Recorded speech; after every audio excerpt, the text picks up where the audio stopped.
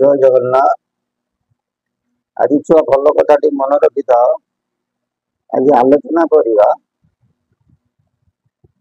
53 ଅଙ୍କକୁ ଗୁରୁ ଦିଆହେବ। କେତେ ଅଙ୍କ?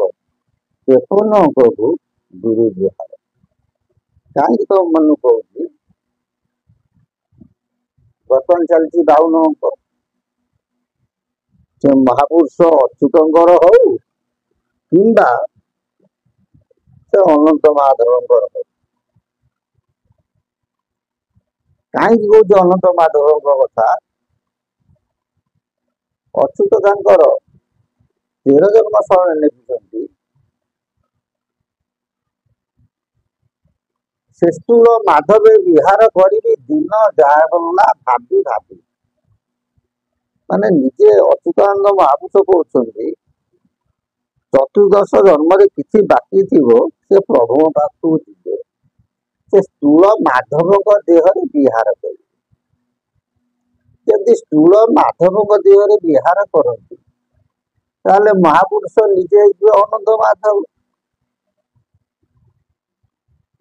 ସେଇ ଠାକୁରଙ୍କର 53 ଅଙ୍କ ବିଷୟରେ ଆଜି ଆଲୋଚନା କରିବା।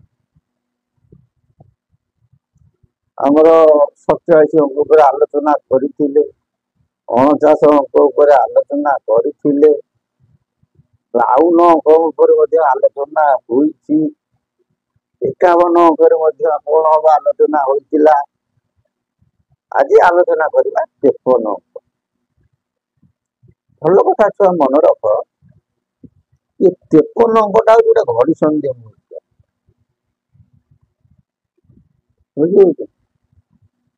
ମହାପୁରୁଷ ଗୋଟେ ଲେଖିଥିଲେ, 26 ଠାବରୁ 29 ଯାଏ ପ୍ରମାଦ ଅଛି ଅପା।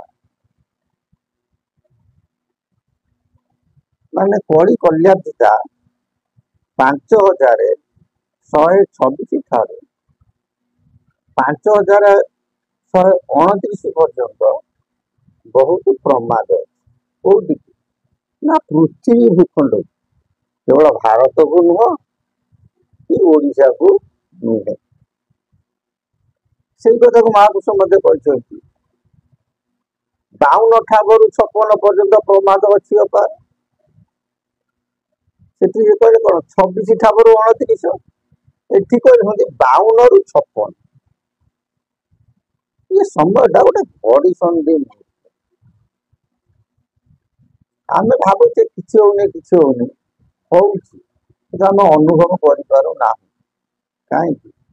ତମେ ଦେଖ, ବର୍ତ୍ତମାନ ପାଶ୍ଚାତ୍ୟ ଦେଶ ମାନଙ୍କର ପରିସ୍ଥିତି ଯାହା, ଆମେ ଯଦି ସେଇ ସ୍ଥାନରେ ଥାଆନ୍ତି, ଆମର ଅନୁଭବ ହୁଅନ୍ତା ଆମେ କିପରି ଜୀବନ ଅତିବାହିତ କରୁଅଛେ। ଆମେ ଦେଖୁଛୁ ବର୍ତ୍ତମାନ ସମୟରେ ଲୋକଙ୍କର ଚେତନା ମଧ୍ୟ ଫେରୁନି। ଏଟା କହନ୍ତି ଗାଲୁଆ ମାଝିଆ ଗପ। ମାଝିଆ ବୋଲି ଗୋଟେ ଗାଁର ଗୋଟେ ପିଲାଟିଏ ଥିଲା। ସେ ସବୁବେଳେ ଛେଳି ନେଇ ବଣକୁ ଯାଏ। ବଣକୁ ଯିବା ସମୟରେ ଗଛରେ ଚଢିଯିବ, ଭାରି ଖୁସି ଲାଗେ। ଛେଳି କଣ କରିବ, ବଣରେ ଛାଡିଦବ, ଡାକ ପକେଇବ, ଦୌଡ଼ି ଆସରେ ମୋ ଛେଳିକି ବାଘ ଖାଇଗଲା। ଗାଁ ପିଲା ସେଠି କଣ କରନ୍ତି, ଦୌଡ଼ିକି ଆସନ୍ତି। ସେ ସ୍ଥାନରେ ପହଞ୍ଚିଲା ପରେ ମାଝିଆ ଗଛ ଉପରେ ଯାଇ ହସିଦିଏ। ବୁଝିବ? ଗାଁ ଲୋକ ସେଠୁ ରାଗିକି ପଳାନ୍ତି। ଏମିତି ଥରେ ନୁହଁ, 2 ଥର ନୁହଁ, 3 ଥର ନୁହଁ, 4 ଥର ନୁହଁ, 5 ଥର ନୁହଁ, ଏମିତି ବାରମ୍ବାର ଗ୍ରାମ ଲୋକଙ୍କୁ କଣ ହଇରାଣ କରେ। ଦିନକର ଘଟଣା, ସତୁକା ବାଘ ଆଇଛି, ଛେଳିଙ୍କୁ ମାରିକି ଖାଇଛି। ମାଝିଆ ସେମିତି ଗଛ ଉପରେ ଛିଡା ହେଇଛି, ବଇଛି, ଡାକ ପକେଇଲା ଗାଁ ଲୋକ, ଦୌଡ଼ି ଆସରେ ମୋ ଛେଳି ଗୁଡାକ ବାଘ ଖାଇଗଲା।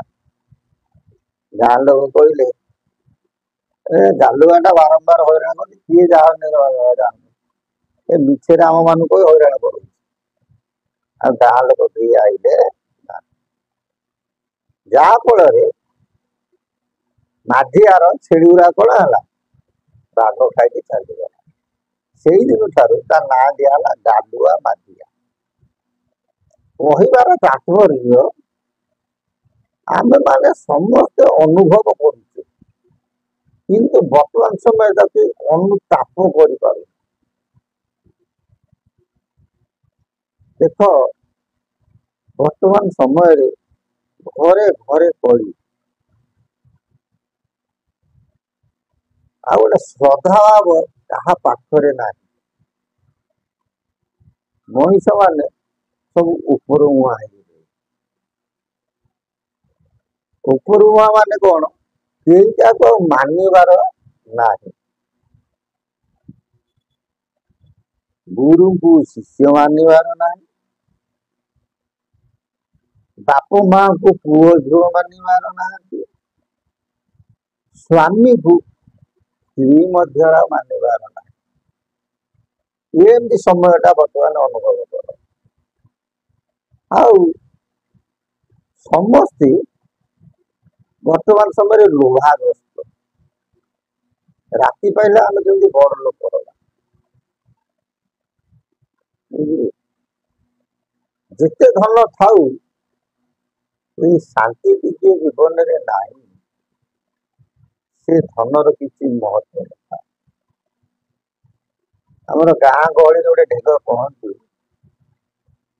ପୁଅ ଯଦି ଯୋଗ୍ୟର ହେଲା ଧନ କାହିଁ ପାଇଁ ସଞ୍ଚୁ, ପୁଅ ଯଦି ଅଯୋଗ୍ୟ ହେଲା ଧନ କାହିଁ ପାଇଁ ସଞ୍ଚୁ।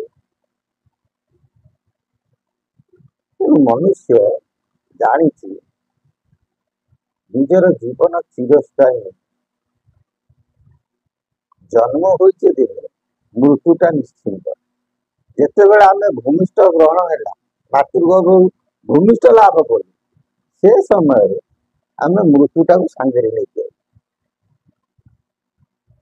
ଯାବତ ଜନ୍ମ ତାବତ ମରଣ, ଜନନୀ ଜଠରେ ପୁନର୍ବିସରଣ। ଯେତେବେଳେ ଜନ୍ମ ଗ୍ରହଣ କରିଛେ ମୃତ୍ୟୁ ନିଶ୍ଚିନ୍ତ, ତାକୁ କାଟି ପାରିବେ ନାହିଁ। ତଥାପି ମନୁଷ୍ୟ ଜାଣି ମଧ୍ୟ ଲୋଭାଗ୍ରସ୍ତ ମାନବ, ମୋହଗ୍ରସ୍ତ ମାନବ, ରାସ୍ତାଘାଟରେ ଜ୍ଞାନ ବଖାଣୁଥିବେ, ଏ ଜୀବନଟା କିଛି ନାହିଁ। ପୁଣି ଦେଖିଲା ବେଳକୁ ବେଶୀ ଲୋଭାଗ୍ରସ୍ତ ହେଇଥିବ, ସେ ଜ୍ଞାନର ମହତ୍ଵ କିଛି ନଥାଏ। ସେଇପରି ଭାବରେ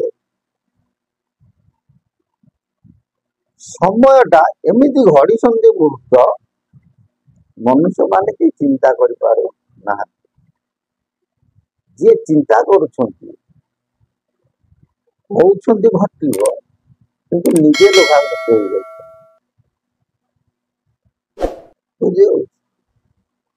ଯାହା ହେଉ, ମହାପୁରୁଷ କହୁଛନ୍ତି ତାଙ୍କର ଶିବକଳ୍ପ ଶାସ୍ତ୍ରରେ, ଯେତେବେଳେ ମହାପ୍ରଭୁଙ୍କର 13 ଅଙ୍କ ଘଟିବ, ଭୁଲ କହିଲି, ଯେତେବେଳେ ମହାପ୍ରଭୁଙ୍କର 53 ଅଙ୍କ ହବ, ସେ ସମୟରେ କଣ ଘଟିବ? ମହାପୁରୁଷ ଅଚ୍ୟୁତାନନ୍ଦ ଦାସ କହନ୍ତି, 1 ତ୍ରିୟତ୍ରିଶ ଦଶା ନନ ଘୋଷ ସର୍ବେ ବୋଲ ହରି ହରି, କ୍ଷୟ ନ ରହିବ ମହି ନାଶ ଯିବ, ଲମକା ହେବ ଭାରି ଭାରି। କହିବାର ତାତ୍ପର୍ଯ୍ୟ, ମହାପୁରୁଷ କହିଲେ 1 ତ୍ରିୟତ୍ରିଶ, ଏକତ୍ରିୟ ବୋଲନ୍ତେ ମନେ ରଖିତା ହଉଛି 13, 30 ବୋଲନ୍ତ ହଉଛି କେତେ 30, ଦଶା ନନ ବୋଲତେ କହିଲେ କିଏ ସେ 10, 13 30 10 ମିଶିକି କେତେ ହେଲା ନା 53। କହିଲେ ସର୍ବ ବୋଲ ହରି ହରି, ହେ ଜଗତବାସୀ ତମେ ଟିକେ ସେ ପ୍ରଭୁଙ୍କ ଚରଣରେ ମନ ନିବେଶ କର, କାରଣ ରୋହିଣୀ କୃତିକା ରୋହିଣୀ ବାସରେ ମୀନ ଶନିଟେ ଯେତେବେଳେ ନଥିବ କାହାର ଜାତି କୂଳ ସର୍ବେ ହୋଇବେ ପ୍ରକାର।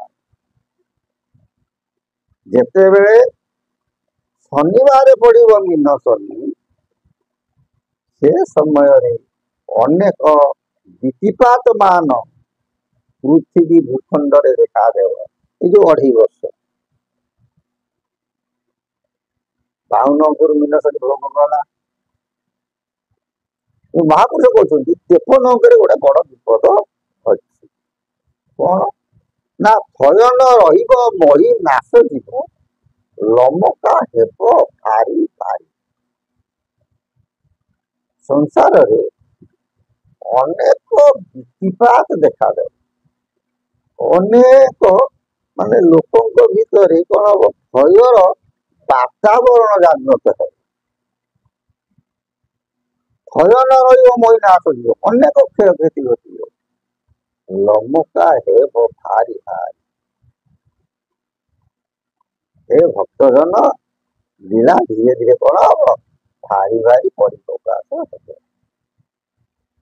ତେଣୁ ଯେକୌଣସି ଧର୍ମାବଲମ୍ବୀ ହୁଅନ୍ତୁ, ଏ କଳିର ପ୍ରାଦୁର୍ଭାବ ଏଇ ବିପଦରୁ ତରିବାକୁ ହେଲେ ସେଇ ଆତ୍ମସମର୍ପଣ ଭାବ ଦରକାର।